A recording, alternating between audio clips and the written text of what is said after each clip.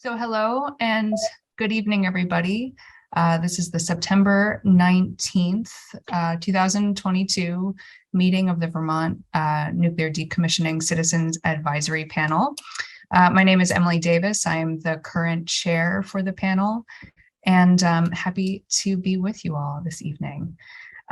We'll get started by seeing if first there are any amendments to the agenda, which I trust that you all received. Panelists, anything to add or edit in the agenda? Hearing none, then we'll move right along to a panel roll call. So I'll state your name, and if you could please introduce yourselves, that would be great. Josh Unruh, the panel vice chair, I believe is actually not able to make it, and I don't see him. Josh Unruh is not here. June Tierney is also not here this evening, but I believe we have Jim Porter from the department here. Jim, are you in the room? Yes, I'm here tonight on behalf of the department for June. Thank you. Thank you, Jim. Alyssa Weinman. Hi, Alyssa Weinman, appointed by Senate Pro Tem Becca Ballant. Probably not for long, Becca Ballant. But hi, everybody. Hi, Alyssa. Dr. Bill Irwin. Yes, good evening, Emily. Good evening, all. Bill Irwin here, representing the Agency of Human Services from the Vermont Department of Health. Hi, Bill. Hi. Trish Coppolino. Hi, everyone. Trish Coppolino here as a representative from the Agency of Natural Resources. Welcome, Trish. Brett Long. Sorry, I'm driving, so I'll not turn my camera on. This is Brett Long. I'm the representative from the Agency of Commerce and Community Development. Welcome, Brett. Vermont State Representative Laura Sibilia, I believe, is also not able to make it. Let me check the participants. Yes, no Representative Sibilia. Vermont State Senator Mark McDonald. I believe Mark is also not here. No Senator McDonald. Chris Campany. Hey, I'm here. Chris Campany, Winter Regional Commission. Glad to be here. Hi, Chris. Corey Daniels. Corey Daniels with NorthStar. Hi, Corey. David Pearson. Good evening, Emily and all. David Pearson with NorthStar here. Hi, David. Madeline Arms. Good evening, Madeline Arms, Town of Vernon. Hello, all. Hi, Maddie. Todd Amato. Good evening, Todd Amato from the Town of Vernon. Welcome, Todd. Bob Leach.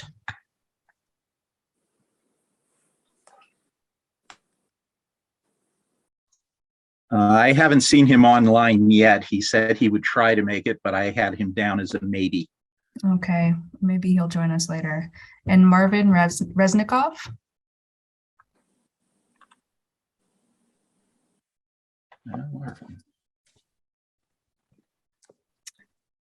I guess Big thunderstorm. I don't know if that came through on the audio there, but up here in Tunbridge. And no Marvin, so I guess maybe he'll join later.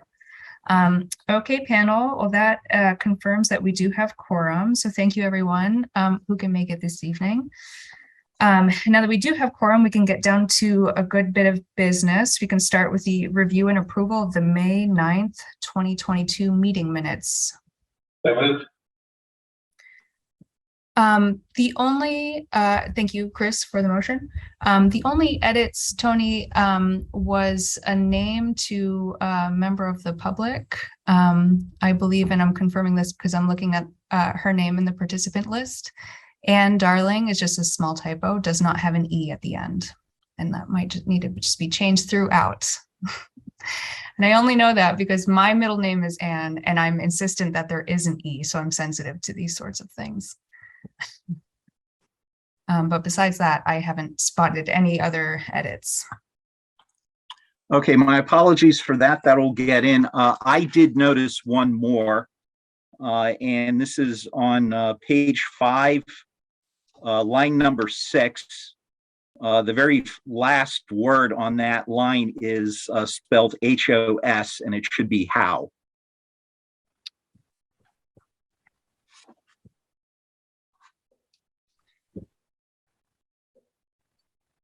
Sounds good to me. Can I get a motion with those edits? Second. Thank you. A motion and a second. All in favor to approve the May 9th meeting minutes with those edits of the typos? We'll go ahead and say aye or raise your hand. Aye. Aye. Aye. Any abstentions? No abstentions and any nays? Okay, thank you, panel. We just approved the May 9th meeting minutes. And then we'll move right along into our NorthStar updates and various state agency reports. So we'll just march through in our typical fashion to receive the NorthStar updates and then the reports. We'll take a panel question and answer and then question and answer period from the public after that. So if you can hold your questions and we can have a discussion afterwards. So without further ado, I'll turn it right over to you, Corey, for your NorthStar update. Thank you. Thanks, Emily. Right to the next slide.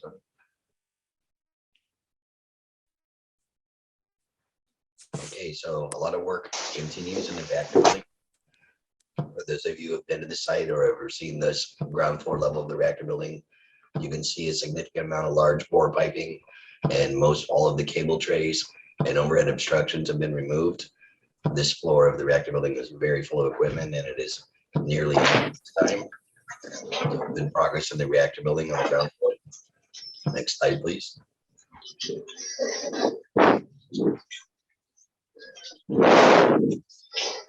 I apologize. Corey, can I interrupt you here? Brett Long, if you could please mute your microphone. We're just getting a little bit of background noise. Sure. Thank you. So again, just another view, thank you, Emily, of the 252-foot elevation, the ground floor of the reactor building, looking upwards. This floor level was very full of equipment, and the overhead was nowhere near this opened up. So it's just another view to show you how much material has been removed. You can see the cable trays being cut off and most of the piping and conduits terminated in the center and left side of the picture. And along with that, a good deal of the air handling equipment that's no longer in use is also being removed. Next slide, please. And the next floor up is the 280-foot level, also known as the first floor in the reactor building. Also, a great deal of large bore piping has been removed and pulled down from the overhead. You can see a bunch of that laying on the floor and pretty much bare, with the exception of those parts laying there. Next slide.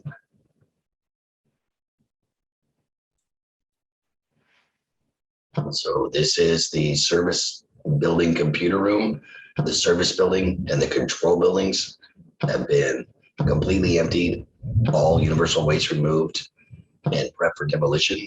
In fact, had I been able to take photos and add them to the slide deck today, I would have been able to show you a picture of the inside of the control room from the north end of the building as a large excavator was tearing a hole in the side of it. But this computer room was completely full of equipment. All those stubs and components in the floor were, it was a false floor with all the wire chases beneath of it, and then it's all been removed. And this again is in the process of being demolished. Next slide, please. And when you're getting ready to tear a building down, you have some options on how you can get materials out of the building. Our civil structural engineer gives locations where we can pull blocks out of the walls. You can see we can use a large piece of equipment and remove items directly out the side of the wall. This is a second story up. And in the far background, you see a little brown building. That's actually the alarm station inside the independent spent fuel storage installation. And you can actually just barely make out in front of that to the left a couple of the fuel storage casts on the ISFISI pad. Next slide, please. In the lower level of the control building, the switchgear room, this room has subsequently been completely emptied. Even that large transformer you see in the middle right-hand side of the screen has been removed. And this building, again, as I mentioned, is in the process of being demolished. But all the equipment has been removed from this. Next slide, please.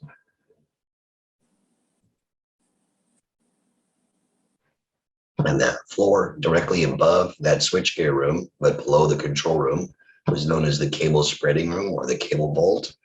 This is where some 40 miles worth of wiring and control cables all terminated and went up into the control panels and out to the various breakers and control locations throughout the facility.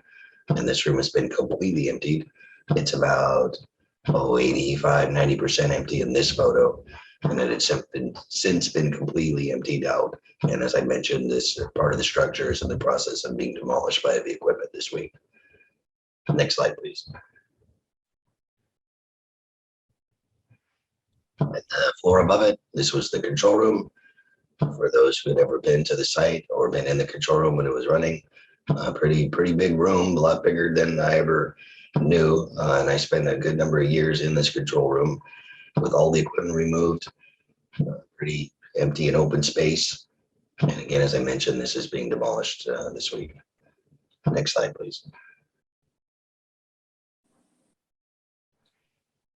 So all the spare electrical and de-energized electrical components in the turbine buildings are being removed. All the wires are being pulled.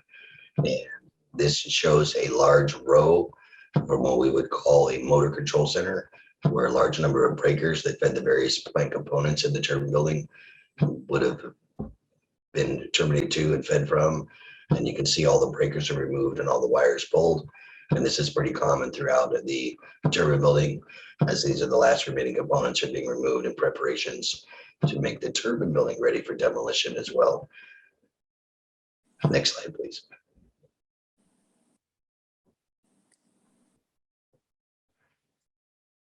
To the north of the site, near where the stack used to exist, was an interim off-gas system and component.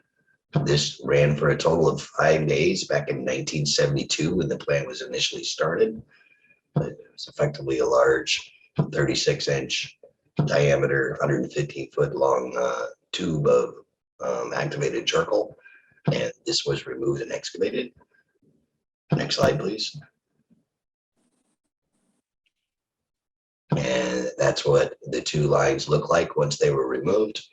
And the two gentlemen in the foreground are actually setting up a saw to cut it into, about 15 or 20 foot lengths, so it can be loaded into a rail car and disposed of.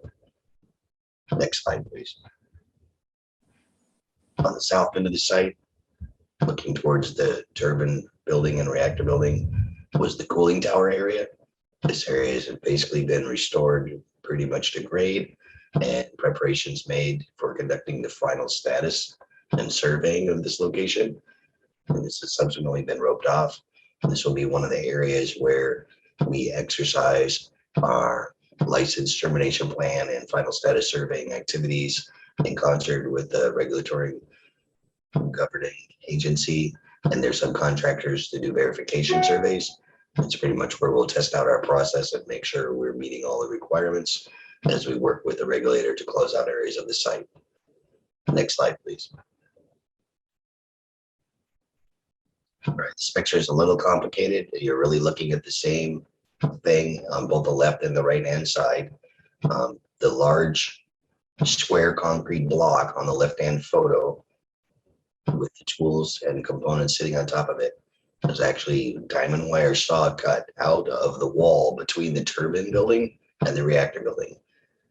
On the right-hand side, you can see where the holes were drilled, and one of those large blocks, about 3 feet thick of concrete, was cut out, and really 3 big blocks were cut out to obtain that exposure. That will allow us to finish building a monorail system that's in its almost complete and ready for phase 1 of its use. And that will allow us to load out components and pieces from the reactor building to the heater bay, where it can then be removed with the turbine building crane and loaded into rail cars. So that's really so we can get rid of the large wet well or torus structure that has since been emptied of water. So I'm going to show you in the next slide. Go ahead, Tony. So this torus is a very large donut-shaped tank. It has a spray line and sparger system inside the center of it. This is where we held approximately 800,000 gallons of water for a good portion of the decommissioning. All that water has since been pumped out and removed. You can see the large windows cut into the torus where you can look into the sides of it. This allowed us to get in and clean the very bottom of the torus out, and additional windows have been cut in. And shortly, this entire structure will be cut up into pieces, brought out with that monorail system, as I mentioned, to the turbine building, and loaded off for shipment into rail cars. Next slide, please. This is a picture from inside the torus. So it's just before the last components of the water were removed. You can actually see the water in the very bottom of it. The inside of this torus is about, I want to say it's about 17 feet tall or 17 feet diameter. So it's a pretty big, large, toroidal shaped tank. Next slide, please.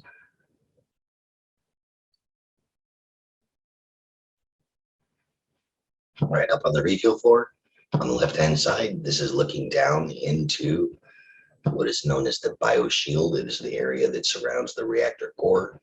The white metal portion near the bottom of the picture on the left is the remaining component of the reactor vessel. On the right-hand side, you can see one ring or segment of the reactor vessel that was cut and lifted up and out of that hole for segmentation and packaging. Next slide, please. And then subsequent rings being removed, rings 3 and 4. You can see those being lifted out after they were cut up. Next slide. And then ring 5, you can see the large nozzle locations where the large bore piping went into ring 5. It was near the active core region. Next slide, please. And then you can see what it looks like once the portions have been segmented up and loaded into custom boxes for shipment. Those boxes are then removed from the building, taken outside, pumped full of a low density grout to stabilize and provide a small amount of shielding. And then they're loaded onto rail cars and shipped off site. Next slide, please. So what you're looking at is from the inside where the reactor vessel used to be, in the very bottom, the bottom dome area. And you're staring at the pipes that would have attached to the sides of the reactor vessel. And through those squares that go around those pipes, you're actually looking into the drywall or the containment area. But where all those metal filings and shavings are is the very bottom of the reactor vessel, known as the bottom dome area. Next slide, please. So the bottom dome was cut free. That's it being lifted out on the left-hand side. It actually has what we call a skirt around the bottom of it. It sat on top of the reactor pedestal. And you can see them placing it on some dunnage on the right-hand photo in preparations for segmentation. Next slide. And there you see the bottom dome cut into 3 pieces. We call those cheek pieces on each side, and then the center piece in the middle. And I've got a close up on the next slide. One side of that, so there's one of the cheek pieces, and you can see in the middle there, it looks like it's full of concrete, because it was. Remember a couple of NDCAPs ago,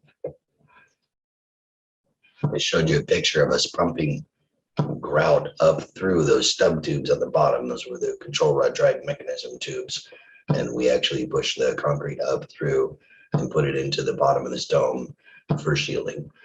And that got cut up with the diamond wire saws we used to disassemble the bottom dome with. Next slide, please.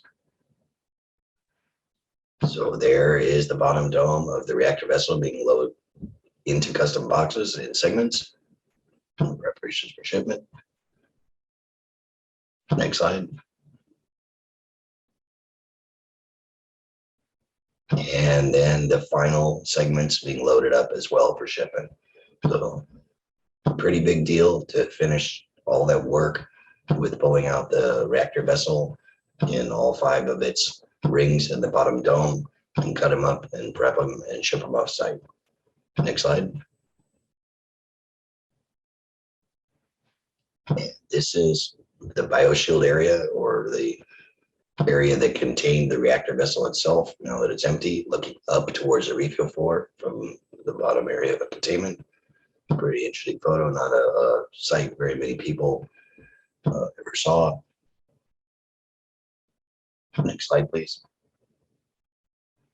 And then here is the effort from our teammates of Verano, demobilizing all their segmentation equipment and packaging it up for the next job that we'll do.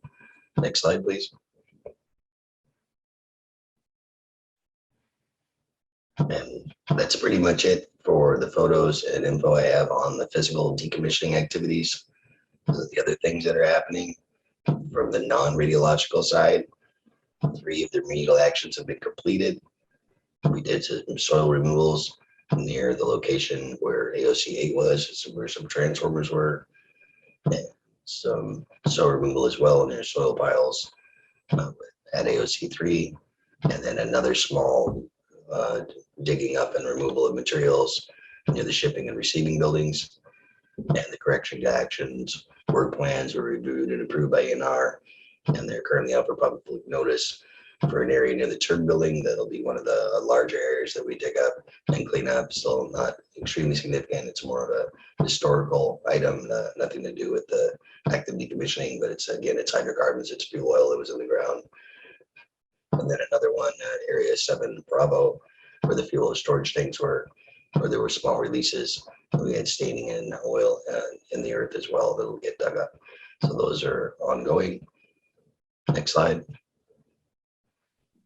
And we continue on with our annual groundwater monitoring report. It was submitted as required in June. The sampling program continues to demonstrate very limited impact with consistent data across the sample rounds. So a good correlation with the data. And we're phasing into slightly longer term sampling frequencies. We'll continue to monitor and document all the groundwater conditions that are all clean, and any potential disturbances from the demolition activities as well. And all the post-demo survey and sampling activities were done in coordination with Atlas, the state's subcontracted entity that monitors the work that we're doing there. And the cooling tower surveys have been completed. That data has been submitted, as well as the rest of the cooling tower complex by the spray pond.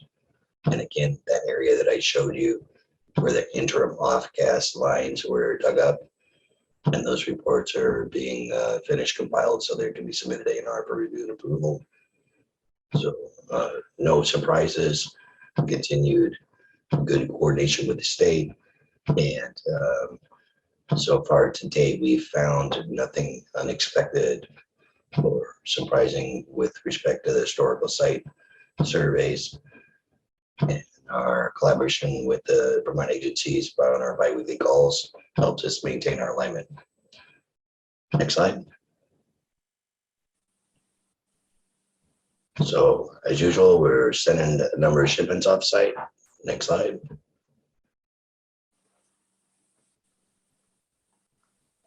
So by the numbers, we're up over about 1.3 million person hours worked with no injuries that resulted in no recordable event. So far to date, we still had no regulatory violation cited, and we're still well on track to finish ahead of the 2030 completion date. 3 to 4 rail cars are still leaving per week. We're averaging about 11 per month. It seems to be about optimal for the turnaround time for the fleet of cars we have and the amount of work with our staff and resources for pulling material out of the structures. You can see we're creeping up on 500 total shipments to date. We're up over 1 million cubic feet and over 54,000 pounds of materials, with about 35,500 carries having left the site. Next slide, please. That pretty much concludes the presentation. As Emily said, when the question time is right, I welcome any questions on the material presented. Thanks, Tony. Thank you, Corey. And thank you, Tony, for queuing up the presentation.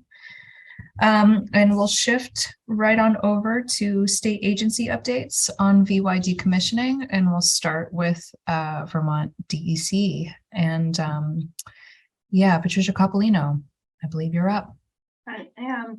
Hi, everyone. I am presenting on behalf of Graham Bradley. He is out this evening. So here is Graham's presentation given by me. Next slide.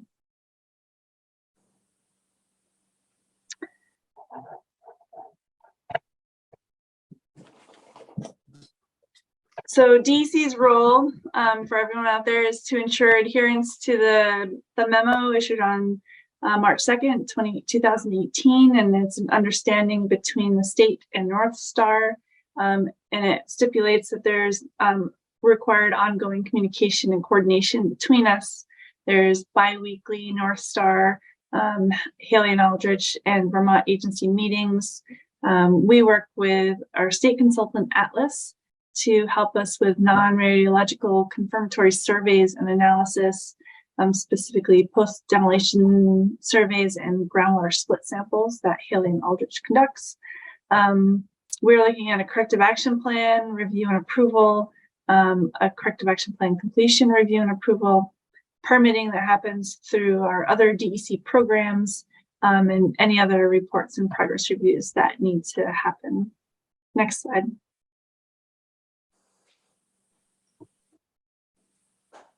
So the environmental investigation work that's happened to date. So we have quarterly sampling of groundwater. To date, we've had 3 years of quarterly monitoring at Vermont Yankee. We started with 70 wells, reduced it to 19 wells, and now we're down to 4 monitoring wells. Atlas validates the work that Haley and Aldrich conducts related to their procedures and their laboratory results. We just received the 2021-2022 annual report, and it's currently in review. But some of that indicates that there's still some small impacts and local exceedances of volatile organic compounds, polycyclic aromatic hydrocarbons, and PFAS. These are not new findings. We already knew that they're there, but they're still above standards. So we've also been asked to allow for suspending monitoring, groundwater monitoring during the demolition and soil remediation, which we will most likely do. The existing wells that we talked about, so the 70-19-4, will be abandoned during the work that's happening, and then they will be reinstalled post remediation. So that's after the demolition and soil remediation happen. And then there will be post-completion monitoring plan will be proposed by Haley and Aldrich and reviewed by the DEC ANR. Next slide.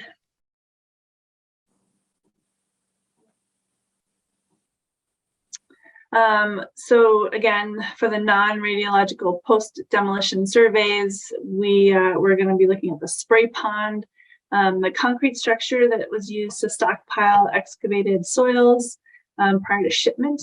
And then in August 9th, 2022, following the concrete removal soil surveyed, Haley and Aldrich and oversight from Atlas looked at all the soils using a PID, which is a handheld meter, to determine if there are any volatile organic compounds there. In all of these issues, there was no contamination identified, and we weren't expecting it to happen, but this was oversight during this work. Next slide. You should all be aware that there's currently a corrective action plan available on our environmental notice bulletin, and we are currently in a public comment period for this corrective action plan. The corrective action plans cover 2 areas, so AOC 5, which is a fuel impacted soils near the turbine building. The corrective action plan proposes excavation confirmatory soil sampling, filling the excavation back in with clean backfill, and those soils would be taken offsite for disposal. And the second area is AOC 7. It's a 75,000 gallon above ground storage tank that leaked. There's going to be soil removal, confirmatory soil sampling. It will be filled with clean backfill. And again, it will be offsite soil disposal. None of this work is proposed to happen until next year. And the waste is going to be shipped with the rad waste going to Texas. But you have opportunity right now to review these corrective action plans that are available on our environmental notice bulletin and provide any public comment you have related to that work. Next slide. So within the ANR, there's obviously a lot of other DEC programs. So I'm going to cover them highly or at a high level, just so you know what the other DEC and ANR programs are doing at Vermont Yankee. So we're the Waste Management and Prevention Division Sites Management Section conducted a site visit with the Public Service Department, 4 Points and Sequent on July 18th to see the progress and update on the decommissioning. Also with the Waste Management Prevention Division, our hazardous waste program works with Department of Health to transport some battery shipments as mixed waste offsite. Our watershed management program, and within that is the stormwater program. They're working with Haley and Aldrich about consolidating and terminating some stormwater permits. Our Waste Management Division Rivers program also attended our site visit on June 9th with NorthStar, Haley and Aldrich, and U.S. Army Corps of Engineers to discuss stream alterations and preparing post-intake discharge structure demolition construction drawings. Next slide. Also with our Watershed Management Division, there was an attempt to try and de-water the groundwater. It's related to the turbine hull basement, and they're looking for a NIPD's permit. That groundwater, the dewatering wasn't able to be effective, and so construction is happening with groundwater in that space. And then the last thing within ANR is the Air Quality and Climate Division. NorthStar is going to be applying for emissions permits to run on-site generators for multiple years. Next slide. Well, that's all my slides. That's all I have. Happy to take questions at the end of this. Thank you, Trish. Thank you for that. And then next we'll move right along to the Public Service Department. And Jim Porter, do I understand correctly that you're also stepping in for Eric Guzman here? Yes, I'm everybody from the department tonight. We're happy to have you. Go right ahead. All right, great. So this is just our update for this meeting.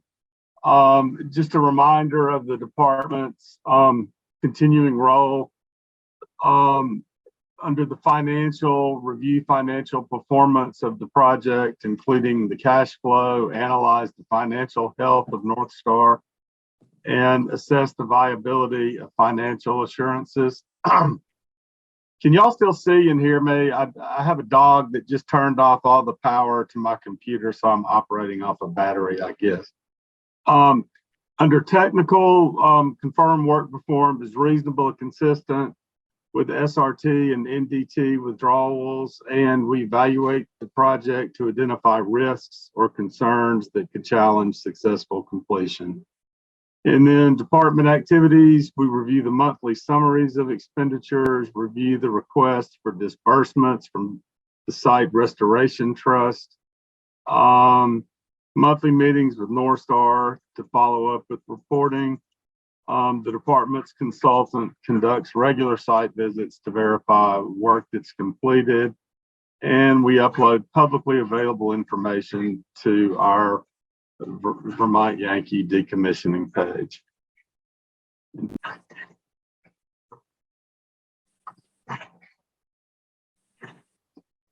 So the financial update, You can see the disbursements on the table, on table 1 from the Nuclear Decommissioning Trust, and then on table 2 from the Site Restoration Trust for June, July, August, and September.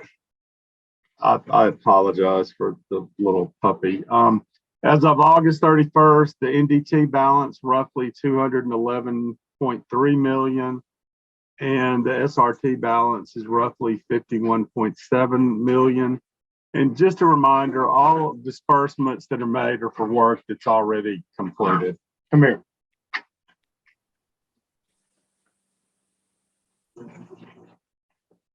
And Tony, we can move to the next.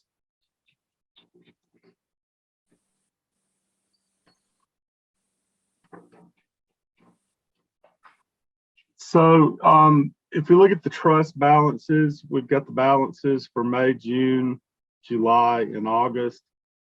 And to summarize in the first bullet, license termination activities total 536.2 million, including the pre-closing cost. As of August 31st, 322 million has been earned from the company, leaving 214 million required to complete the license termination work. The trust contains 211.3 million as of August 31st. And so you'll see the asterisk that's there because what is it? It's a little bit short, and we'll talk about that on the next slide. But not Tony, I was sorry. Let me, if I can go to the second bullet. Spent fuel management costs totaled 290.9 million. NorthStar has earned 25.6 million as of August 31st, leaving 265.3 million required to manage spent fuel until all fuel is removed from the site. NorthStar anticipates collecting an additional 276.5 million from the DOE for spent fuel management costs. And then site restoration costs total 25 million. As of August 31st, NorthStar has earned 12.4 million, leaving 12.6 million required to complete the site restoration work. Site Restoration Trust Fund contains 51.7 million as of the end of August of this year. And Tony did. Great. Financial and technical updates. As was mentioned earlier, there was a site visit conducted in July, which included observation of work activities in the turbine building, reactor building, refueling floor, former rad waste building area, and outside areas near the turbine and reactor buildings. No conditions observed during the visit were inconsistent with the project progress reported by NorthStar in their May and June 2022 status reports. To go back to the NDT balance versus the remaining license termination activities, just a reminder that the NDT is based on current market conditions and is reflective of unrealized losses due to rising interest rates. The NDT is invested exclusively in U.S. Treasury securities, which should normalize as they approach maturity.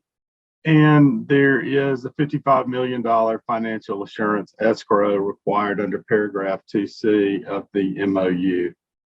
And regarding progress based on the last approved schedule provided by NorthStar and the annual financial reporting, the department's consultants, who are also here this evening, find that the estimated work completed to be reasonable.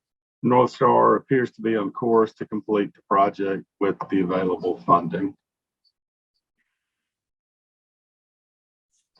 And Tony, I think that's it. And later, as I say, Nick is here from 4 Points, who can also answer any more detailed questions about the one financial piece that was notable tonight. Thank you, Jim. And thank you, Nick, for also being here for us. And then we'll just turn to, I don't know if there are, if Bill, if there's anything from the Department of Health that you'd like to add, or anything else from our state agency friends? So this is Bill Irwin. I have been attending meetings with DEC and with NorthStar on a biweekly basis. Found those meetings to be very favorable. We've had multiple inspections of the facility, found the conditions to be as we would hope to see them, and appreciate the reports as provided here as they substantiate our perspectives that things seem to be going in a manner that is good for public health and safety. That's all I would add to it, Emily. Thank you. Great. Glad to hear it. So at this point then, we'll turn right over to panel question and answer on NorthStar or the state agency reports. You can either raise your hand or just come off mute, panelists.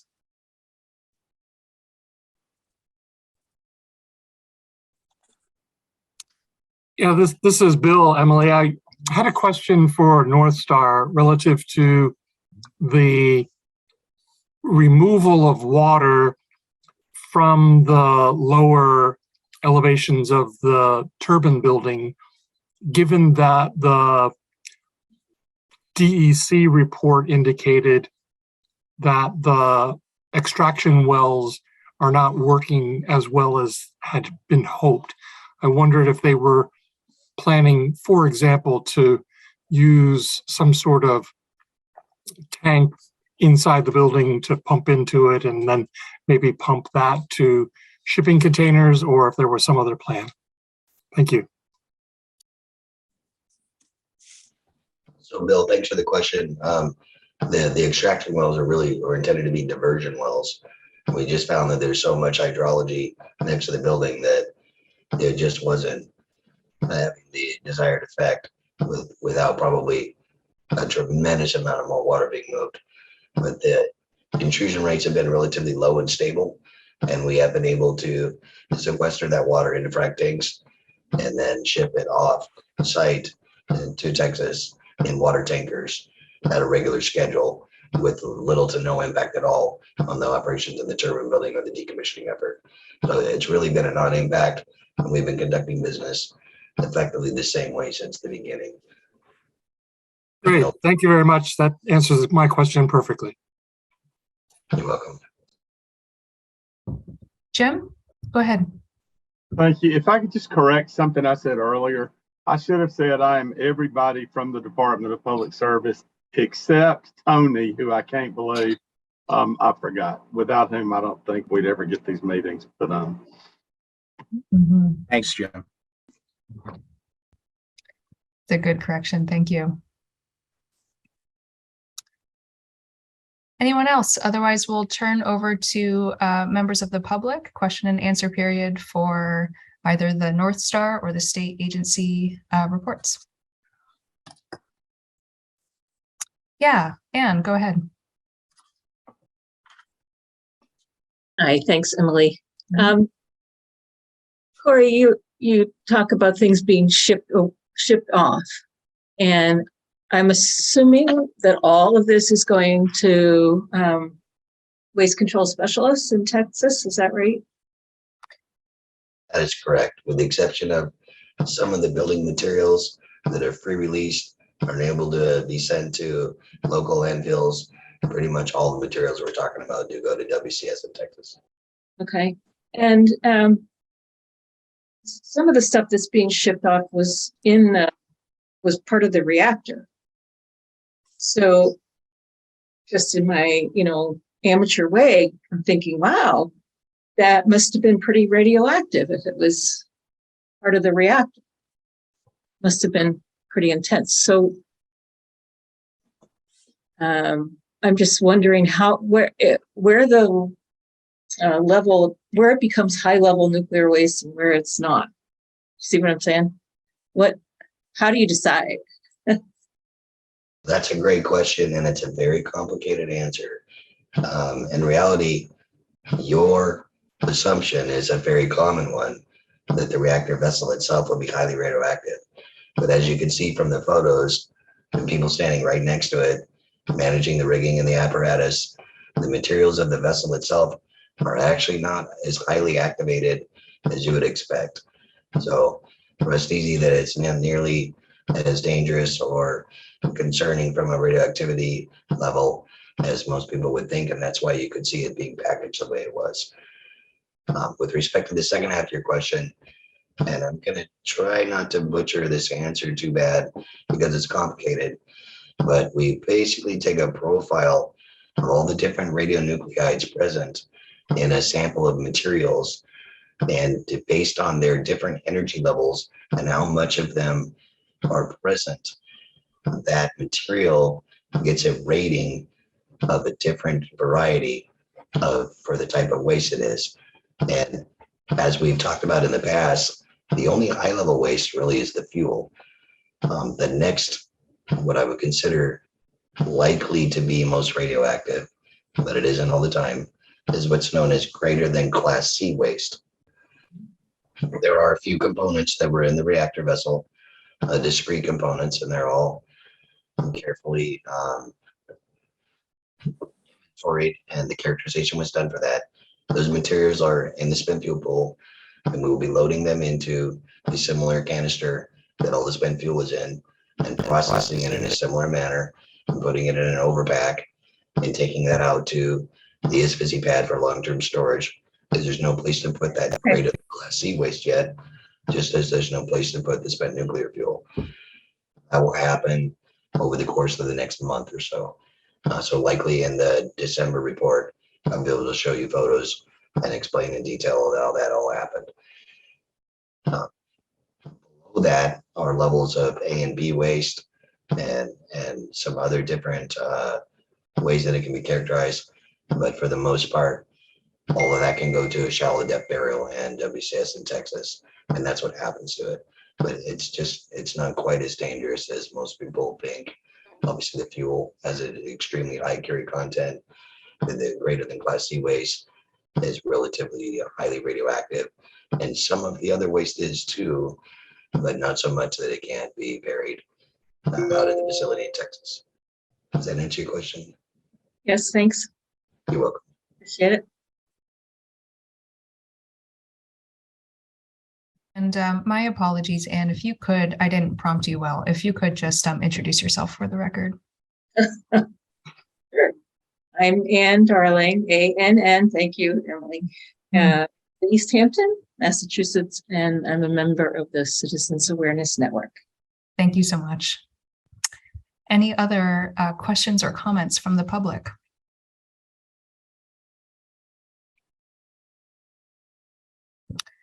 Okay, we're a tidy group this evening. Then we'll move right along to our next. Hi, Emily. I did have one question. This is Tony Lushinsky. I did have one question for Corey, just to clarify just a couple of things in his report. Corey, I just want to confirm. I mean, I know the answer to this, but with the completion of the reactor vessel segmentation, is essentially the reactor vessel segmentation project has completed. Is that correct? Okay, you're nodding your head on that, which That's is correct. what I'm expecting. There's some demobilization. Part of that project also includes cleaning up a portion of the spent fuel pool. But for the most part, when we talk about the components that need to be removed, yes, that part of the project is done. Okay, so my next question is, does this mean that Orano's involvement in the project has completed, or are they still involved with the spent fuel pool cleanup? I offhand, I don't remember if they're on the schedule for that or not. Yes, Tony. So there's still a little bit of scope left for them. They will be reducing in some fashion their resources on site, but part of the spent fuel pool cleanup is included in that scope. Additionally, part of their operation will be assisting in the loading of the greater than Class C waste as well. But they'll pretty much be done, and most of the Orano folks will be finished up, I would say, by the end of October. And then there'll probably be some administrative work and some other things to close out where we'll have a smaller core staff for a little longer than that. But the project is winding down from the Arana standpoint. Okay, thank you. Great. So now we'll turn to any early general public comments for any folks that are unable to stay to the end of the meeting or for any other purposes.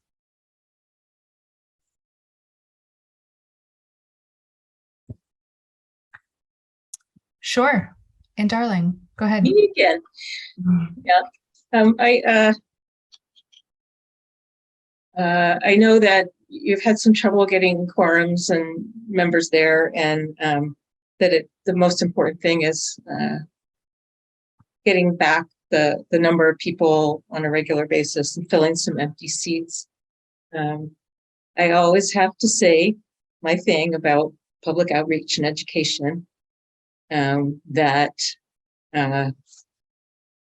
it would be great to see more activity, and Citizens Awareness Network would be happy to help with outreach. Not do it because we're not the NDCAP. But if you ever wanted to do, for instance, an educational forum or something like that, happy to support that. That's it. Thank you, Anne.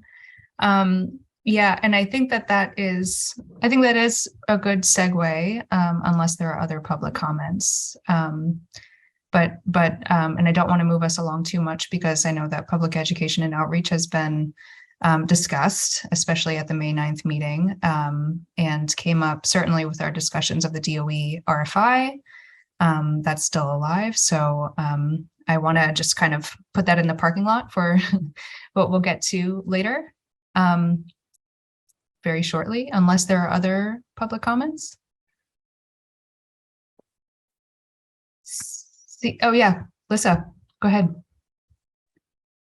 It's really incredible, the pace of the work, Corey. And I saw in your comments that, NorthStar is planning to finish the decommissioning several years earlier than 2030. So that's great news. And I wanted to get a sense from you about how much longer do you think that this active part of decommissioning will continue? And just for the benefit of the public or even this recording, in your estimation or your analysis, when is decommissioning actually complete? And that raises questions also in terms of how long the NDCAP needs to meet and oversee these kinds of activities. So I know one answer is decommissioning is complete when the spent fuel leaves the site.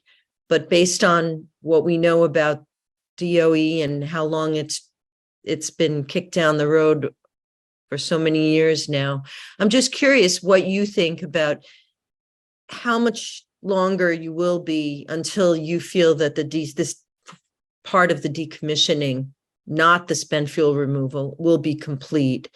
And as a corollary to that, do you expect that there will be funds that are left over in the decommissioning trust fund? And if so, any analysis or guesses as to how much that might be? Good crystal ball questions, Lisa. Obviously, I don't have perfect answers for all of that. I do believe we'll best the 2030 by at least a couple of years, if not more than that.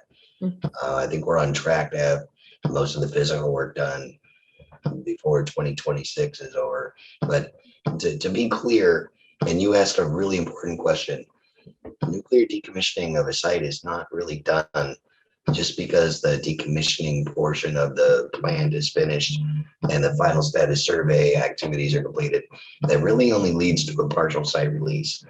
The Part 50 license is retained and the decommissioning is really not complete until the spent fuel leaves the site and the independent spent fuel storage installation is finally decommissioned and an additional final status survey license termination plan activity is conducted on that.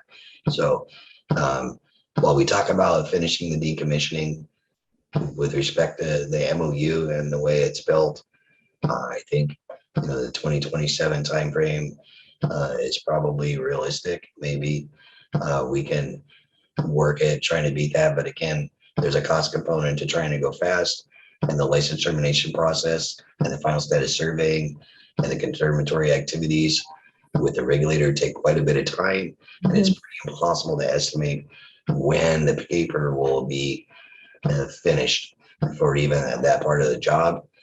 But I think with the learnings we have in place and the team we have now, we will continue to work with the regulator to get that right, so we don't end up in a condition where that's challenged or there are problems with it, as we've seen happen in other locations within the industry. But it's really our goal is to do it right, not necessarily do it fast. We believe doing it right leads to getting it done as prudently and quickly as possible. As for the dollar amount, folks have got to recall that this is a pretty effectively a fixed price job, right? We're going to finish the job for the amount of money that was in the trust when NorthStar became the licensee, and that money's going to get spent to do that. I can't predict what will happen with the SRT at the end of that, but I believe the potential exists for there to be a balance remaining of it. I couldn't begin to guess how much. That'll depend on all the details for the site restoration as we get to that point in space. But the real, I think the real and more important piece is we're on track to do it. We're on budget. There was a lot of input that it couldn't be done for the amount that was available in the trust fund. And our goal is to do it on budget, and we're on track to do that. So I hope that is a satisfactory answer. I know it doesn't perfectly meet your question, but I think it's the best I can do without setting an expectation or a goal that maybe it's impossible for me to really back up. It's a big project, and we won't know until it's done. No, that's great. Thank you so much for your answer. Chris, go ahead. Yeah, just look at the statute. When the statute for NDCAP was written, it was not where we are now, was not envisioned to be for a few decades out. Yeah. So, not now, probably in a couple of years from now or so, we need to. That is something we'll want to revisit the statute about how long should its duration be. If once the site's been once the nuclear decommissioning is ostensibly done, not by the release standards, but once it's ostensibly done and the site's been restored, we probably don't need to hold a minimum of 3 public meetings each year just to kind of stare at each other and enjoy one another's company. As much as I enjoy this, but we'll want to revisit that. I don't think we need to do it now. But I mean, Corey, correct me if I'm wrong. You may not know, but I think. And maybe they even meet all together. Don't Maine Yankee, Connecticut Yankee, and Yankee Road, doesn't their cap still meet? Yeah, I think so. Chris, if I can answer the short answer to that, and this is the reason why I have my hand raised, is that yes, indeed, there's still a citizen advisory panel for Yankee Row, Connecticut Yankee, and Vermont Yankee. They don't meet together. Each panel has its own meeting, but right now they meet once a year. And several years ago, pre-pandemic, in late 2019, I made the effort to attend the annual Citizens Advisory Panel meeting for Yankee Row, simply to see what a panel meeting would look like once active decommissioning is complete, and we're at the phase of that there's an ISFC on site, and we're waiting for the fuel to be shipped off, and that's it. It's and part of that was I was recognizing that at some point, just as you said, that there would need to be, we'll need to take a look at, well, what is needed for the panel, and once active, the active decommissioning minus moving the spent fuel away is done. So I concur with what you've stated.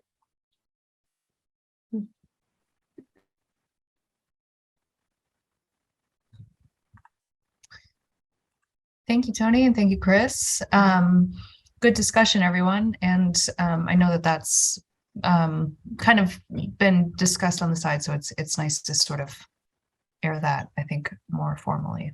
Can I ask a question, Tony, real quick? Please. Tell me, were they still serving chicken, or were they still like was it still like a little banquet or something going on, or? The meeting I went to, they needed it's the Golden Eagle restaurant in North Adams, which it's actually about 600 feet higher elevation than the rest of the town, but its address is Hairpin Turn on Mohawk Trail, which is Massachusetts Route 2. But they do have a buffet out for anyone who attends the meeting. What was a little, what I found a little depressing actually was I was the only member of the public at the meeting. And my understanding was that at least in the previous year, 2018, no one from the public attended. So I'm expecting, or I should say, I hope once I know when their meeting is scheduled to attend that meeting, just to kind of keep an eye on what's going on there, because as I said, that's the future.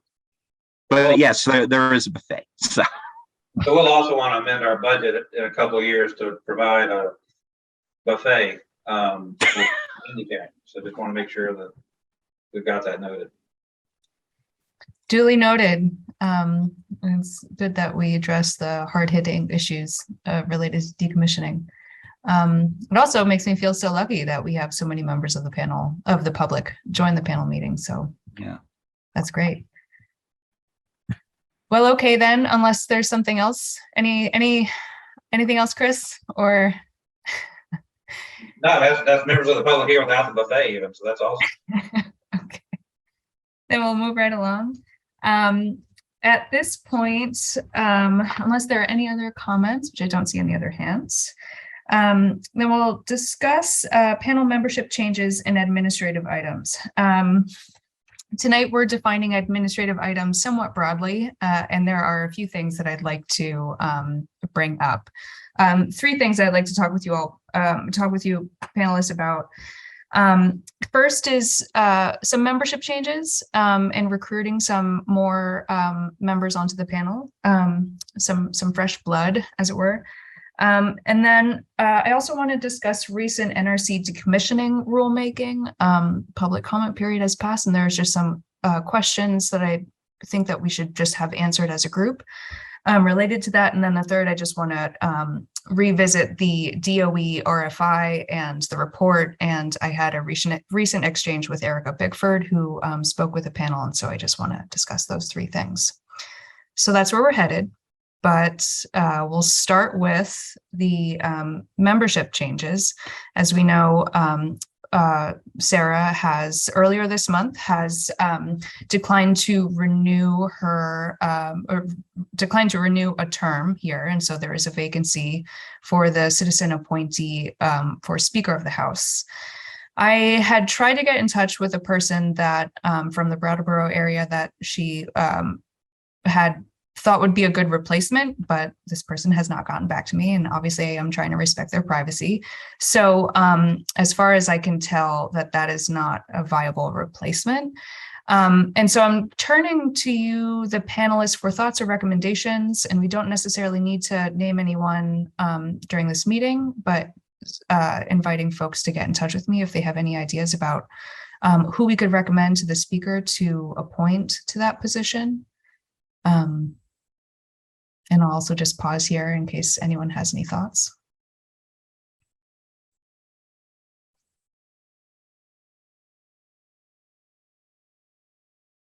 No thoughts? Then I would encourage folks to please be in touch with me if you have any thoughts or ideas.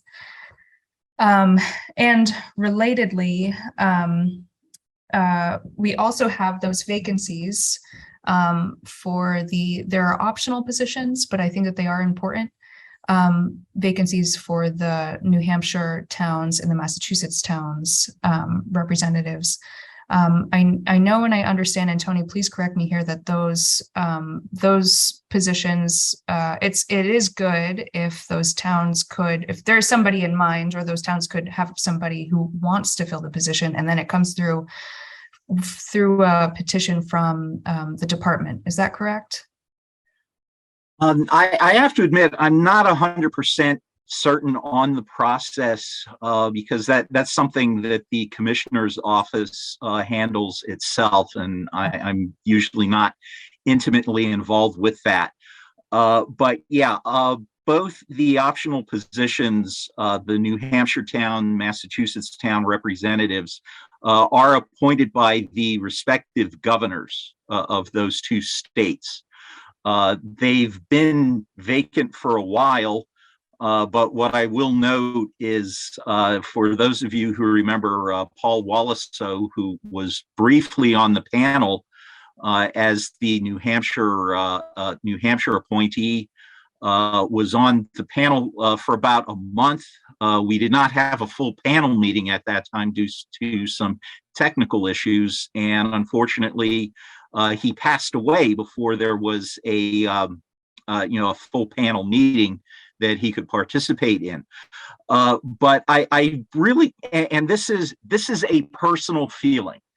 I would say that moved faster because there was a volunteer willing to step up that the commissioner's office could put forward, in that case to the New Hampshire governor, to say that, hey, we have a person willing to do this. I know Commissioner Tierney has stated several times that she has reached out to the Massachusetts and New Hampshire governor's offices to say, hey, there are these openings on this panel, and well, the openings are still here.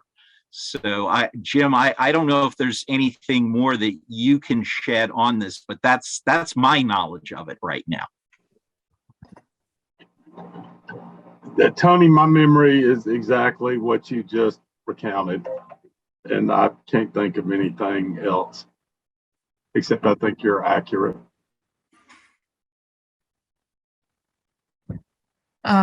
Okay.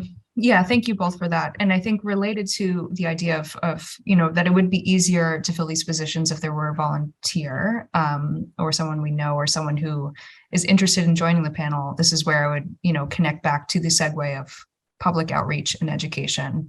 And if this panel is interested in recruiting more members, I would be curious to have a discussion about, should there be some kind of public outreach or education that would either garner interest in the panel or raise awareness that this panel does exist, so that folks may come forward and volunteer. Chris, you have your hand raised. Yeah, I think it was easier to recruit folk earlier on when the panel was engaging in discussions about, how the decommissioning was going to go. How the spent fuel was going to be stored, where it was going to be stored, what would be included in the post-shutdown decommissioning activity report, what was going to be included in the site characterization or review of all that stuff. So, there was a lot of activity and public outreach and education. And now, of course, we're at an industrial demolition that's just kind of trucking along, and hopefully it will continue to truck along without any surprises, and safely, and you've got a really good track record so far. So if people aren't clamoring to join, I don't think that's necessarily a negative sign that people aren't interested. It's that, frankly, a lot of the groundwork had been done by all parties, including by the licensee and by the state agencies and by the members of the panel, to ensure that everything was in place. That things hopefully go well. And so far they have. And so I think we're just at kind of a different point than we were before. That's not to discourage anybody from participating. If folk are kind of a little wondering, like, well, what happened to all the activity we had before? It was just we're in a very different situation now. And I'm sure if something goes haywire, people will be clamoring again to join. So to some extent, you can look at kind of the relative mellowness as a sign that things are going as the plan hoped that they might. But maybe we have folks from the press here. It'd be awesome if they could, part of their coverage. I'm obviously not telling them what to do, but hopefully they will include that the panel is looking for additional members. And it'd be awesome if in the other states, I see Pat Bradley's here, or she was, folk from Mass and New Hampshire, let your governor know that you'd like to serve. And I want to give panelists an opportunity to respond to that. Thank you, Chris. But I also want to just quickly raise the idea, speaking of the press, that there could be, I think, as I do want to name and not ignore this idea of there being some kind of forum or a public meeting about decommissioning activities, if the panel were interested in that. But there's also perhaps maybe just a lower, I want to say lower risk, but that's not the right word. Another way where we can reach out to the public, which would just be writing a press advisory or something else in the Brattleboro area and beyond, newspapers that could describe NDCAP, the kind of work that we do, and that we would be interested in recruiting more members. And is that also of interest to the panel? And if so, I would be happy to work with somebody or just work on drafting that.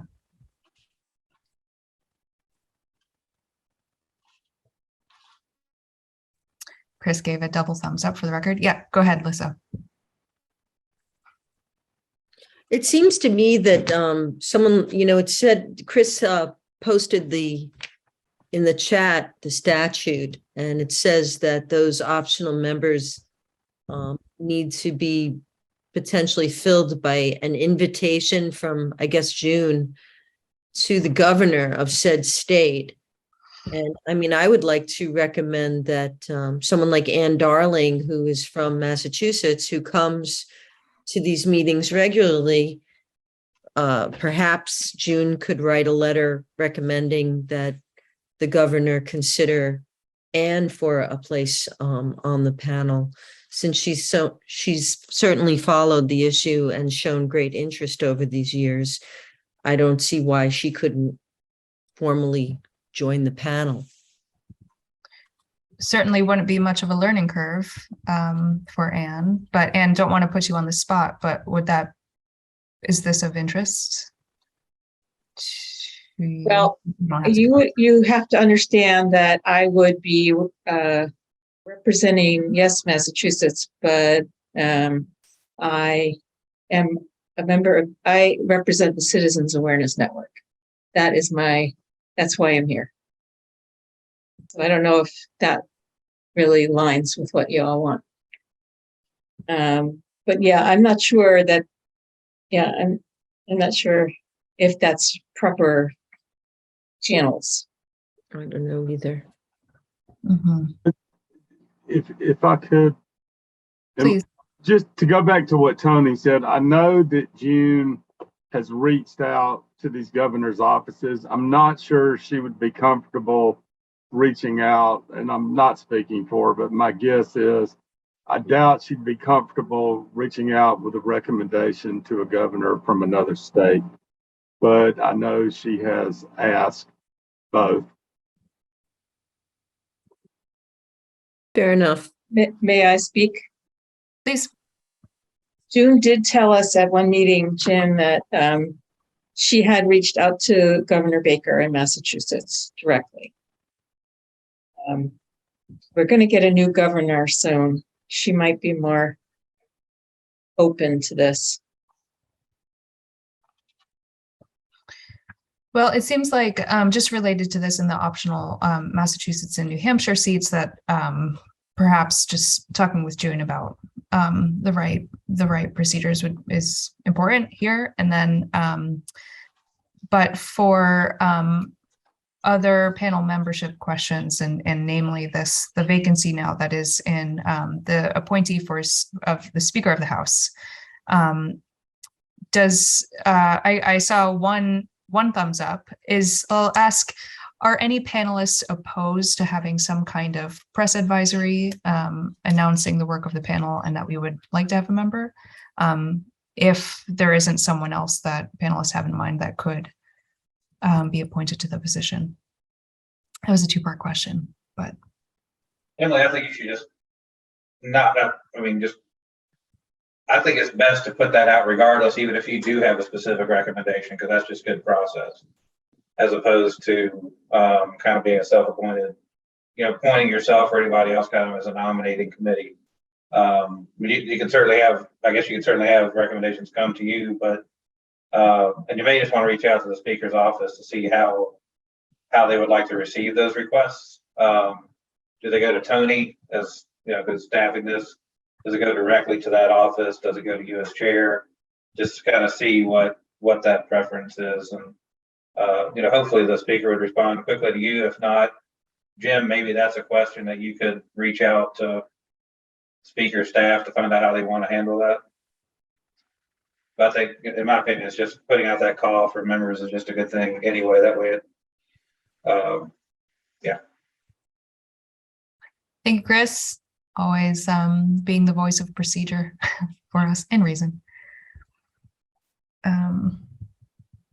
Okay, great. I'm satisfied with that. Is there any more panel discussion about membership issues or outreach? Otherwise, then we'll move along to our second item related to the NRC decommissioning rulemaking. And so panelists, I think very recently received an email that had a little bit of the context, some submitted comments to the NRC. This was a rulemaking effort related to decommissioning and the NRC's procedures and rules for decommissioning. There was the public comment period was over the summer and it recently closed. And so some comments from other groups, including the IBEW, the International Brotherhood of Electric Workers. Did I get that acronym right? Yes. Thank you. Were also shared with this panel. They were shared with this panel via our public service department.ndcap email address. And it was kind of raised that this panel, NDCAP, had not announced this rulemaking publicly or hadn't discussed it at one of the meetings. And so several questions follow from this, which is, I think first and foremost, is this rulemaking effort something that the panel wants to discuss? And even though the public comment period is closed, as I understand it, and this is where I would defer to people that work above my pay grade, would be because of the way that this NDCAP is situated within state government. Even though the public comment period has closed, there are ways that we can still connect with and work with or give advice to the NRC, either through state offices or through the our congressional delegation. And so that can be an avenue if we wanted to revisit this and provide some comments or feedback. And that would also be kind of an asterisk on that would be if we wanted to take the state of Vermont has joined other states in having a position on this, and it's been a longstanding position on this specific rulemaking. And so it would be, if we wanted to take a position that was contrary to the state's position, then we might discuss that. That's the first question. Maybe I'll pause there just for now. Is this something that this panel would like to discuss more? And I'll also kind of invite Tony in. Perhaps panelists, would it be helpful to get a 2 or 3 sentence summary on what the rulemaking is? Probably. Tony, are you prepared to do that? Yeah, just very briefly. I mean, the rulemaking itself, this has been a multi-year effort. The NRC started this rulemaking, I want to say mid-2015 or so. there was an opportunity, an initial opportunity for comments offered in late 2015 with a closing period, I want to say like mid-March of 2016 or something like that. And to that end, several agencies from Vermont started drafting a combined set of comments, and we were able to get several other states to sign on with these comments at that point. And the comments have snowballed. In a subsequent submittal or a subsequent comment period, circa 2017 or so, Vermont joined with New York, Connecticut, Massachusetts. I think those are the only states at that point to reiterate the comments that had been submitted in early 2016. Since that point, the NRC has taken those comments. They've looked at their, really the rulemaking needs, and they have come out with a draft set of rules that came out for comment earlier this year that really only discussed the transition period between an actively operating plant to one that is actively decommissioning. So from the Vermont perspective on that, I mean, we're past that.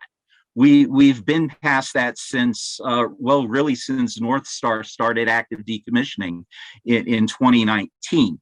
So, from my perspective, what the NRC has proposed right now is not, I don't see that there's a lot of significance to what has, what the NRC is proposing right now.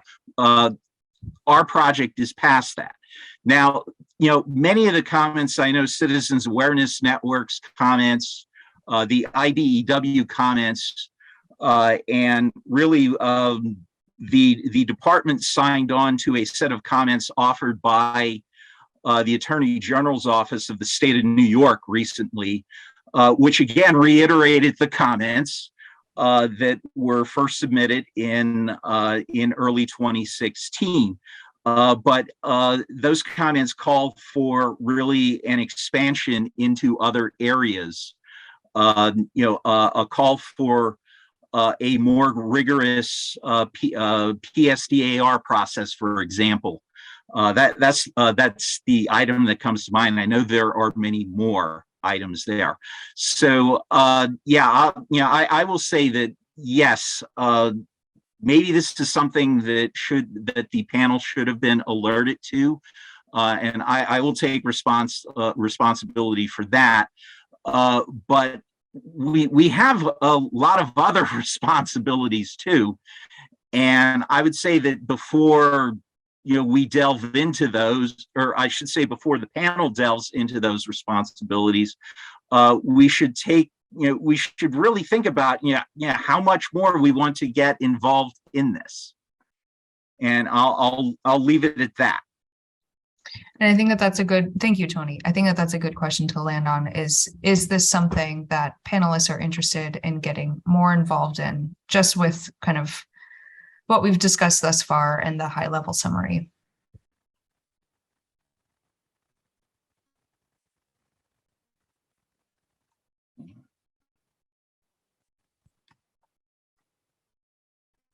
Chris, please.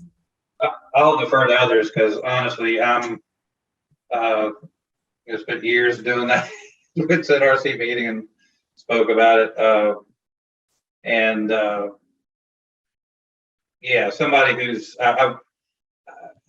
in my own work life, I feel like there are other critical issues now to pursue given where we're at. I do still think there's some basic policies, like decon should be the option that, then they have to make the case for doing safe storage. A lot of opinions that probably the state wouldn't agree to and NorthStar wouldn't agree to, and I don't know about other panelists. That's not my opinion. That was the position that the Wyndham Regional Commission took. I don't know how productive it'd be, but if the rest of the panel's up for it, rock and roll. I just don't know how much. We've got our positions we wrote a decade or more ago. So happy to dust those off and throw them right back out because nothing's really changed to influence those. Yeah, if the rest of the panel wants to go, I mean, I'm not giving permission. I'll just say I'll go with whatever the panel wants to do, but I can't say that I feel just fired up and ready to go about it. Understood. Lisa, I'm going to put you a little bit on the spot here, and apologize for doing so, but because you have been, I think, one of the panelists that have been closer to regulatory movement or interested in some, like, legislative even work that's going on. Do you have any thoughts on this? Oh, you're off mute, Lisa. Sorry. You are muted. Yeah. I actually, I do think that it's important that the state, I mean, again, it's something that sort of fell through the cracks when it was relevant for us, and it's still relevant on a national basis, but I do not necessarily feel that the panel needs to step in here when the state has already issued commentary that I think is pretty clear.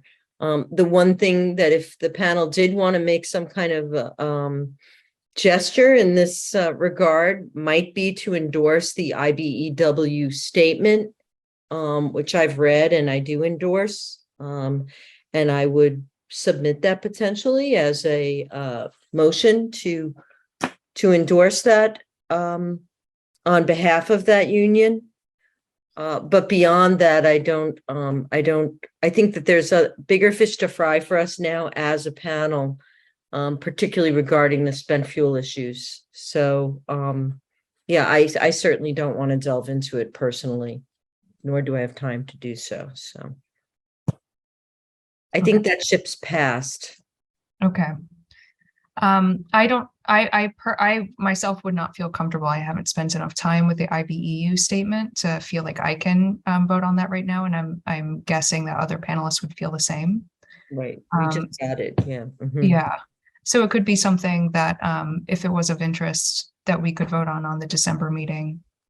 Does that feel like a good pathway, panelists, to maybe spend more time with the IBEU position and then take a potential vote on that in December to endorse that position?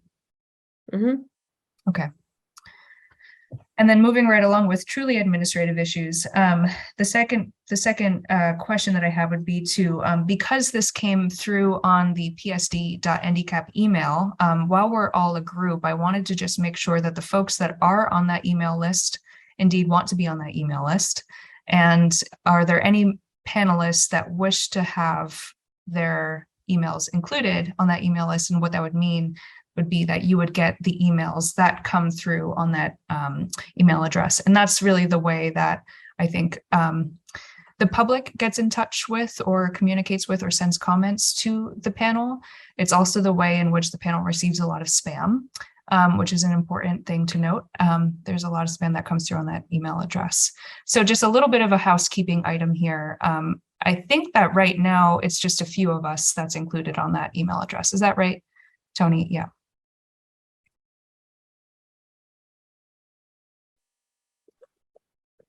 Okay, sorry, I was having trouble unmuting. Yes, my understanding right now, right now it's the panel chair, the panel vice chair, and me. There may be one more person there, but I honestly I didn't get a chance this afternoon to check who's on it.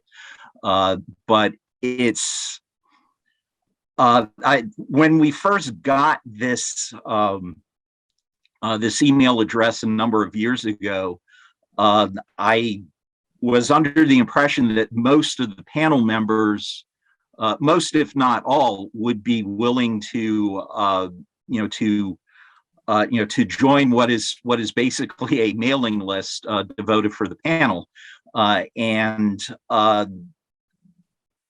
what has happened is that very few people on the panel have volunteered to receive PSD NDCAP emails. If there is something that's critical that all panelists need to see, upcoming presentations, so on and so forth. We do have a separate distribution list for the panel members. That's normally how you get, for example, the meeting invites that I send out. So maybe what we'll summarize this as is that if there are panelists who wish to receive those emails, they should get in touch with you, Tony, and then you can add that. You can add them in. And then in the meantime, there'll still be other ways, either through you or through the panel chair, if there is important material for the panelists that'll come out through us. Correct. Okay. Any questions about that? None? Okay. And then the last thing I think that we wanted to discuss was, I think, because Tony, this had come in through the PSD NDCAP email, and you spoke to it a little bit before. Just wanted to air out the idea of the role of you, the state nuclear engineer, and also staff person and administrator of this panel. And I think in some cases, and especially in this case, I think it became clear it was in your judgment. And I think it was probably, maybe now we know that panelists had an opportunity to kind of just say, this maybe isn't a priority for the panel right now, but it was in your judgment to think that it wasn't a priority for the panel. So are you in a position where you can speak to your role as engineer and also as administrator and have some clarity around when you're going to get these sorts of notices to us, us being the panel? Okay, well, certainly anything that is directly related to Vermont Yankees decommissioning is, I do pass that on as I learn it. Some of the higher level issues, the national issues of well-spent fuel management and that. Here, I think we have to stop and think about what is needed, and this is something that Jim Porter and I discussed a little bit this afternoon, but I think we both realized that number one, what we need, or at least, well, I don't know, Jim, maybe you should talk to this more than I should at this point, since we're starting to get into policy area, which is you and June rather than me. And I saw one email chain that I think maybe Emily had forwarded. Can you kind of tell me a little bit more about what the specific request is? Oh, go ahead, Tony. Well, well, that's a good question. I think the specific question was, what responsibility do I have to notify the panel on national issues? And national issues related to decommissioning and spent fuel policy. That's partly why I'm being a little cagey about this, is because there are things that are policy proposals that never get beyond the proposal stage. Mm-hmm. And honestly, some of them are wishful thinking. When it gets to a point where we get to, where the policies begin to get to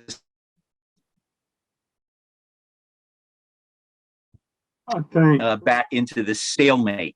So my question would be, well, how much of the stalemate reporting is necessary? And if I could, so I supervise a good many lawyers, and I tell them all about twice a week, you just need to let me know what I need to know. And we all know the trick is, what do I need to know? And typically we find out when they don't let me know something that I think they should have let me know. But I'm not trying to be cagey either. If we're seeking some expanded reporting of what Tony does, if we could try to get some specifics to it, and that would be a conversation, on our end that would involve Tony and me and June, and maybe a couple of others. But and if that's the best we have, just these national issues. We can, if that's the most specific request we have, we can certainly discuss that with June when she's back. Chris, you have your hand raised and I see that you put a comment in the chat. Is that more or less the sum? But yeah, but just to explain it, Tony, I think, and everybody, when I was chair, I think generally speaking, what I would forward is anything out of the federal agencies like rulemakings, and then sometimes, or the solid waste, waste compact hearing information in case anybody wanted to watch it. But I think my concern would be what screen do you use, right? Because I think like federal rule promulgation or something like that, that's making people aware of that happening is critical. But if you start sending out information from other organizations, not that it's not legitimate, but if you send it out from, I think you'd be kind of obliged to almost send out something from every organization that asks us to send something out. Honestly, at this point in our evolution, I don't know how much of that would be, but we've also recently had a lot of participation in our meetings, getting public comment from all over the country. You could have everything from Nuclear Energy Institute to the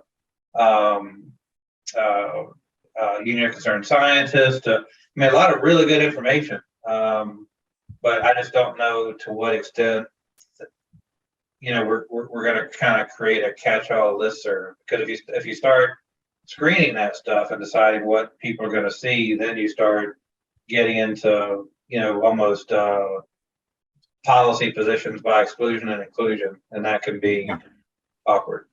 Mm-hmm. That sounds like a reasonably kind of medium-sized sieve screen to me. Do any panelists disagree with that approach? Then perhaps moving forward, we can just be those of us, either panel chair and Tony, we can just move forward with saying if it comes from federal agencies, and certainly if it's something of the ilk of a rulemaking or any other kind of official state or federal action, then we'll circulate that to the panel. Does that sound good? Yeah. Okay.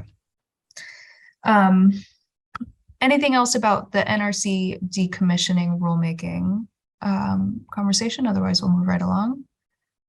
Great.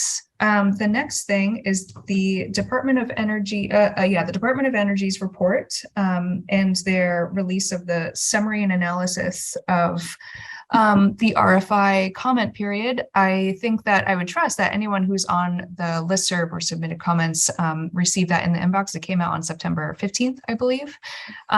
It's a very nice, tidy PDF.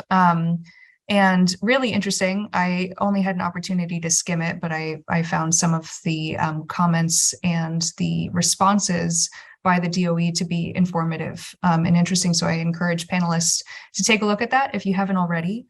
And as a reminder, this panel did submit comments to that. And this panel was also named and identified in a footnote, but still in the RFI report. As a governmental entity. So this panel did contribute to that. As I mentioned earlier, Erica Bickford did want to make sure that this panel knew that report was released and said that later in the fall, the DOE is launching another broad public comment and outreach effort also related to consent-based siting. I think that what they'll also do is release an update to the 2017 draft process for a consent-based citing. So that's in the works for them. So I'm putting that on your radar as individuals and also as for this panel. Erica did offer and say that if this panel wanted to interact with the DOE once again, they would be happy to come back and engage either with this panel, or I think Lissa, the policy committee, might also be interested. So there's that too. Okay. Mm-hmm. Any discussions about the DOE RFI? Otherwise, the last little administrative housekeeping item that I want to mention, and I didn't include this in my roadmap before because I forgot. Commissioner June and I are both going to be providing testimony this Wednesday morning to the Sunset Advisory Commission at the Vermont State Legislature. That is a commission that looks at these sorts of state commissions or panels to see the status of them, what their membership is and what the membership does. And it seems like it's going to be largely administrative. The department has completed a questionnaire and filed that with the commission, and that will largely be the basis of the testimony. Is just a report on what we're doing and our membership and the terms. And it should be pretty straightforward, but just making this panel aware of that. Thank you. Any questions about that? Okay. Yes, Emily, just to clarify, what is the date on that? This, I have to admit, this is the first I'm hearing of this. Oh my goodness. I'm so sorry, Tony. That I know though. We don't need you for this, Tony, apparently. Yes, this apparently. is it's what is the date on this? Today's the 19th. So it's going to be Wednesday the 21st. Wednesday, September 21st. We'll be giving testimony at 9:45 in the morning, and both Commissioner June and I are going to be tuning in via Zoom.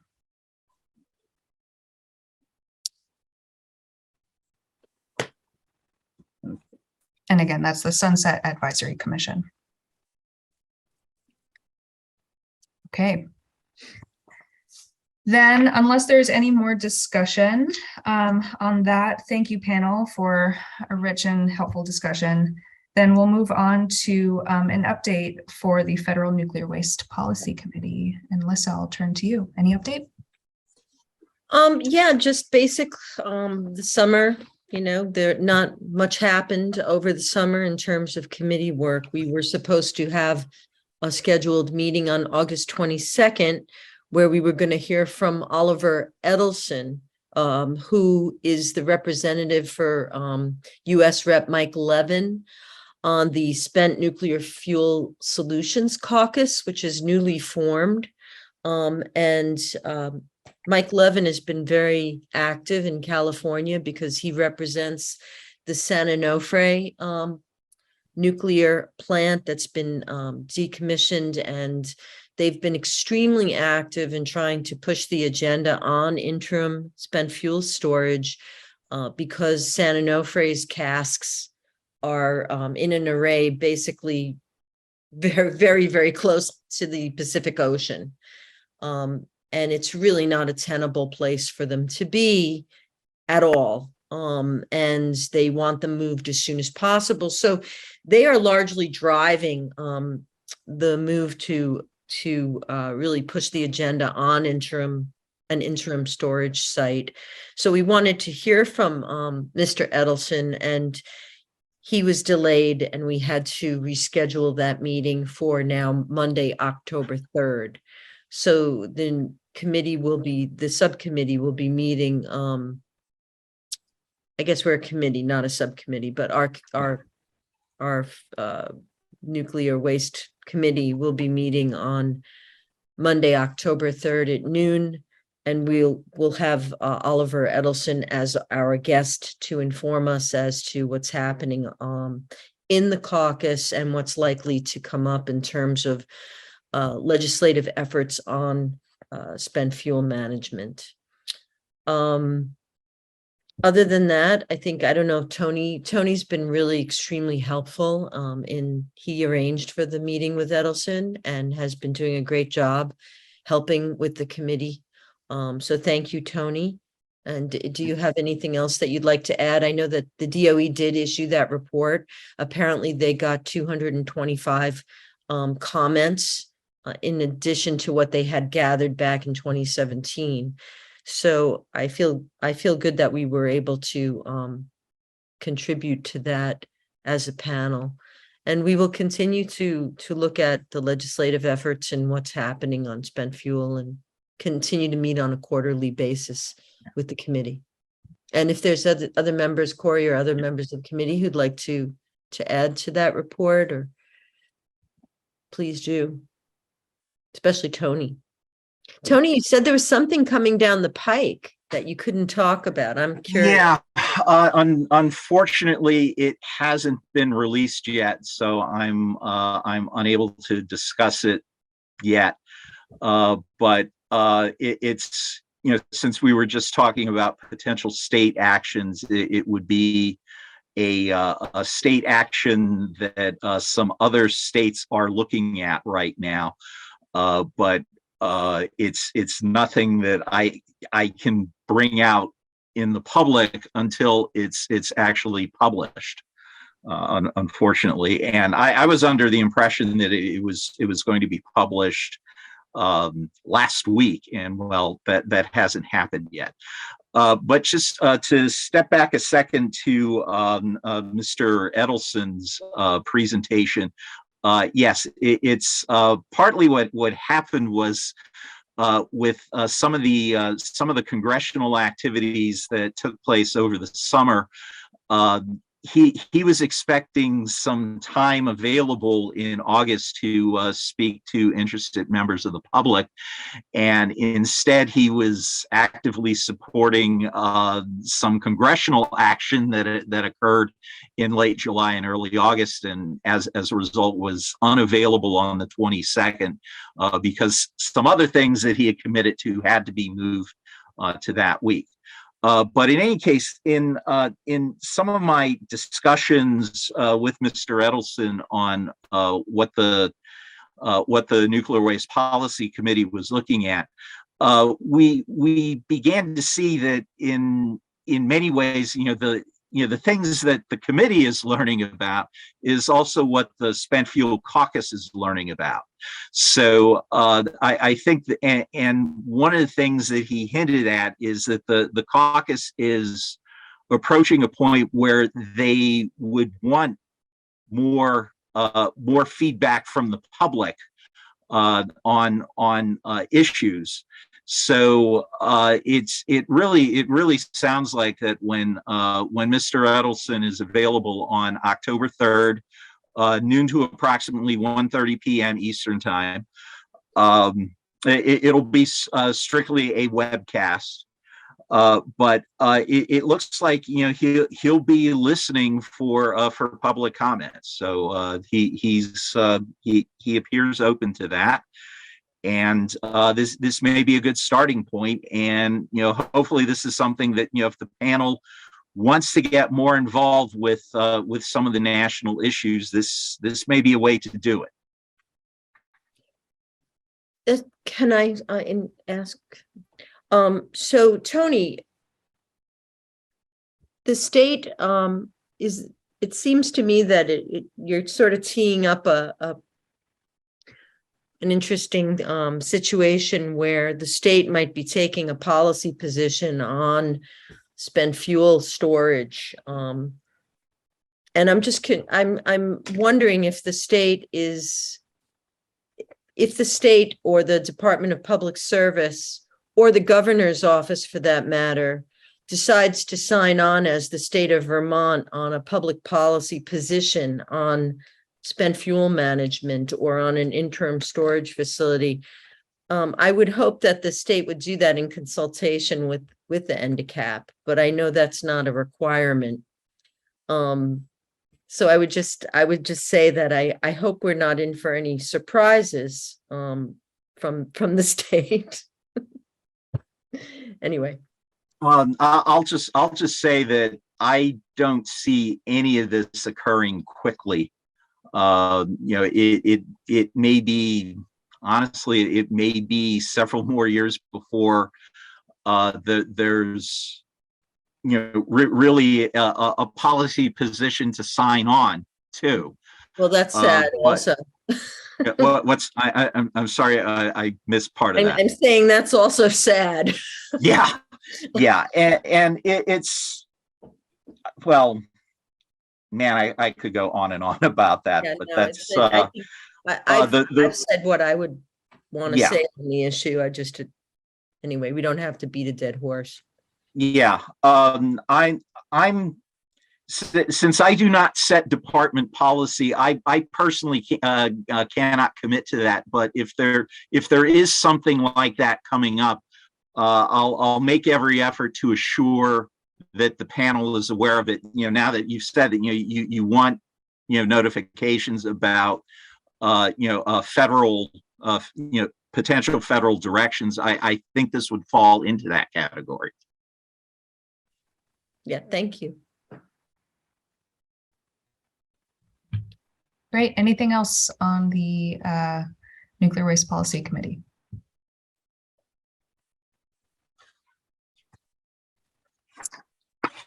If there is nothing else, then we can move right along to any general public comments to the panel. We discussed a lot, so be happy to hear if anyone has anything to add.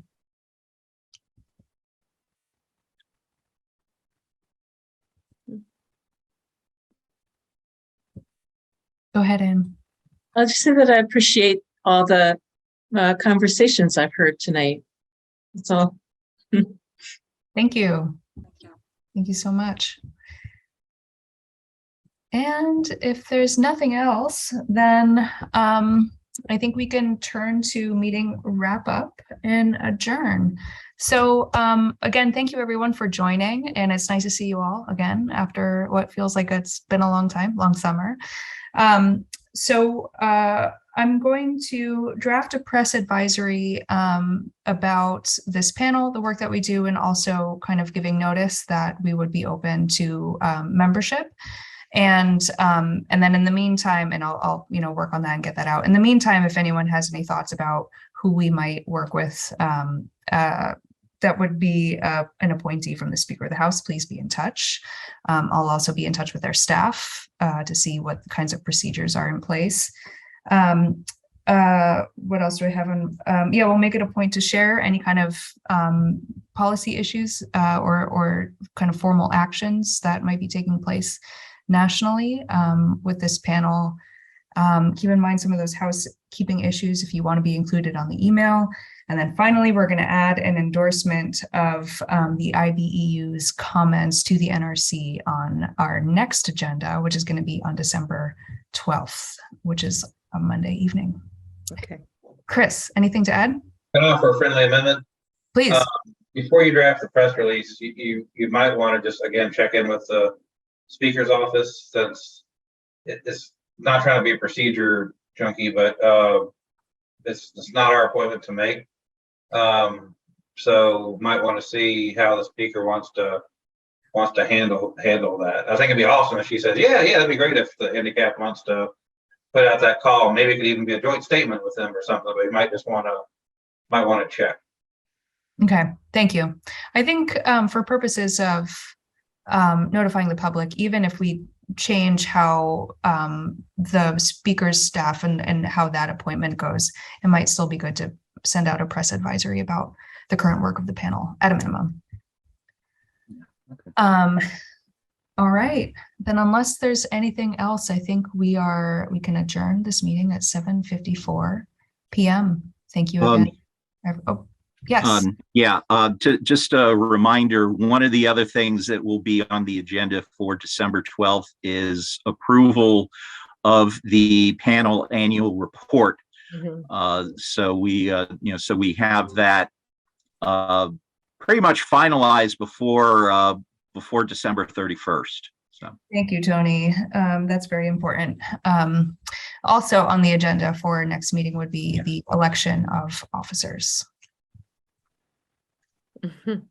Hey, Emily, procedurally on that report, I think it'd be acceptable, if it's up to you guys, for Tony to send out a draft and for people to only send comments to Tony, on that draft, not do a reply all.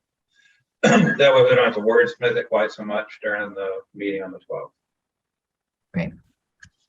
Thank you.